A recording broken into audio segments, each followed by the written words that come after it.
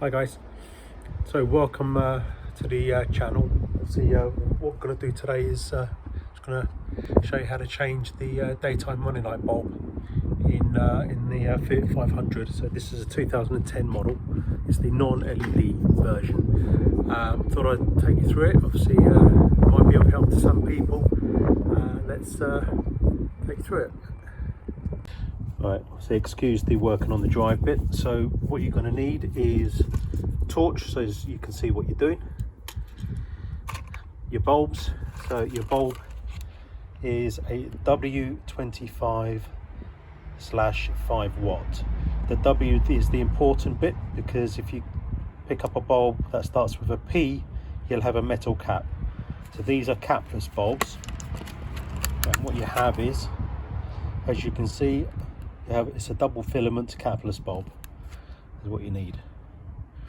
So first things first, so you need to raise the car to get into the wheel arch and give you enough room. And what you've got is, you've got a little cover here, so pop that on there.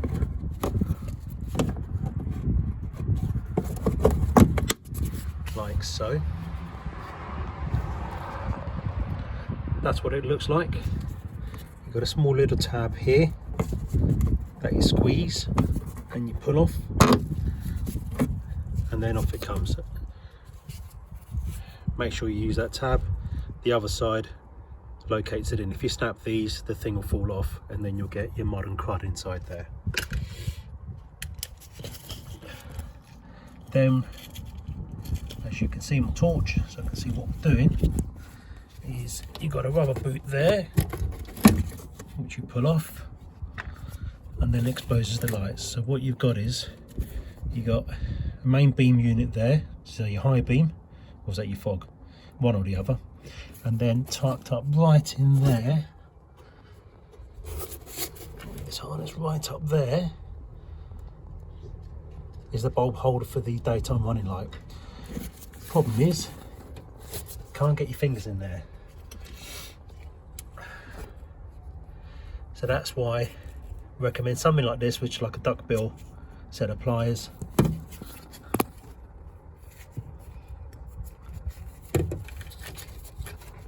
Stick them in there, either side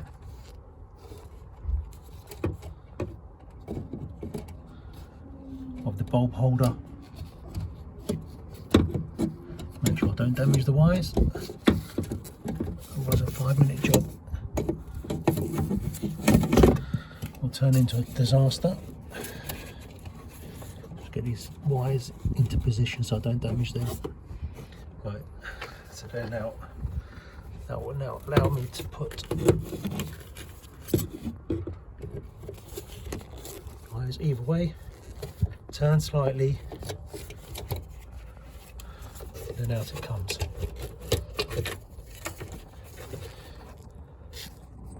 Okay, so what you've got here is a bayonet fitting of the bulb holder, and what you've got is, see if I can actually focus, see the lack of light doesn't help. There we go. Right, so you've got a little tab which is visible there, which is a locator, and then you've got your retainer tabs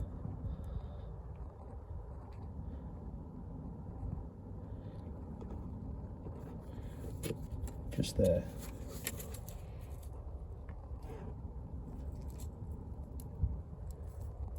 One there here, and one there. Bulb is not handed, so you just pull it out.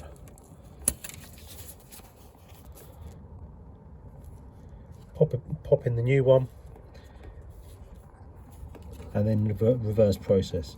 When you put this back in though, make sure you get the tabs aligned. If you force it in, you'll break it, and then a nice and easy job will turn into a nightmare. So once that's in there, take the rubber boot. You can see you'll have a slot there. Make sure you get it in there properly, because if you don't, you get your water that will get in there, condensation, and then you'll wreck the light unit. Now before you put the cover back on, obviously quite a rubbish, get a bucket of hot water, bit of fairy liquid, let's give that a quick clean. Here's one I prepared earlier, so let that soak in there. Meanwhile I'm going to do the other side. So this side's actually a bit cleaner than the other one. Off it comes.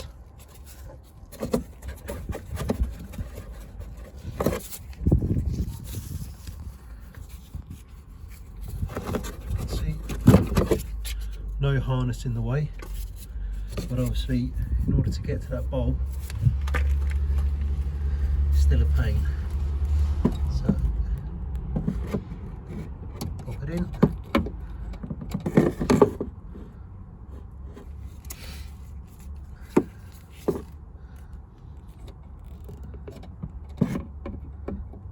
So while I'm recording, I'm actually using the iPhone.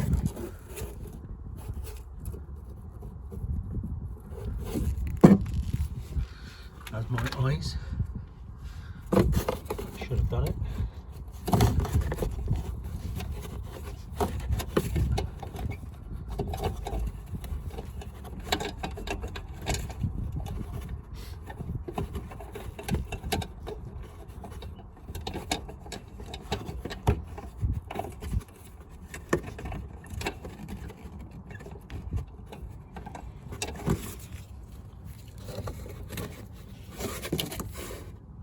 So it's out,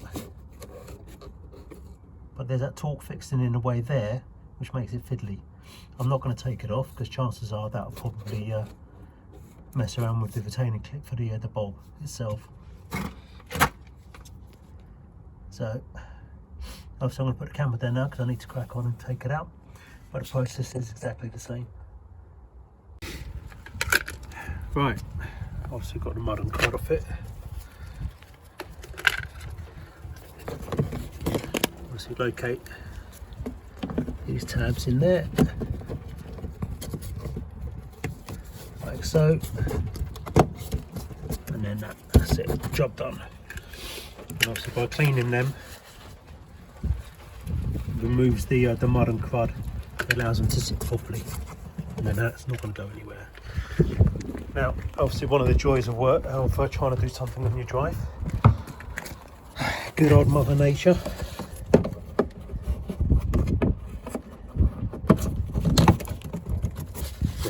Obviously they're not handed, but that's now in all done. Right, so that was a bit of a quick job, but one point I will say is, and I will be releasing a video about my a saga I've had with my air bath, is when jacking the Fiat 400s up with a trolley jack, do not use the seam welds on the seals. That's purely for the emergency jack. So at the front, if you use that, you'll destroy the seals. So very expensive mistake, and it makes a mess of the car. So the correct point, let me show you. Right, so as you can see, the trolley jack is not on the seam weld. Okay, just because you got an arrow there telling you that's where the jack is, that is purely for the emergency jack, because it's got reinforcement inside.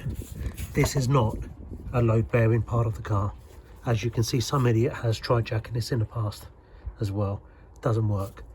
From the front, that's your point there.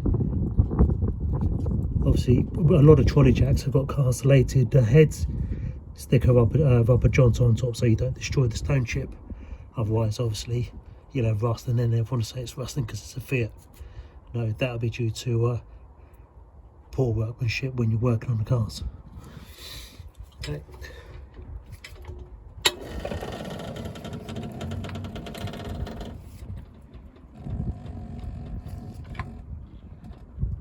See, no damage, and that's the correct point.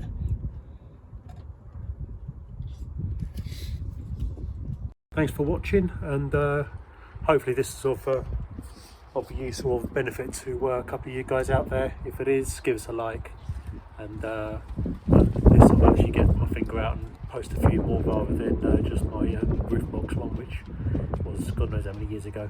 Laters.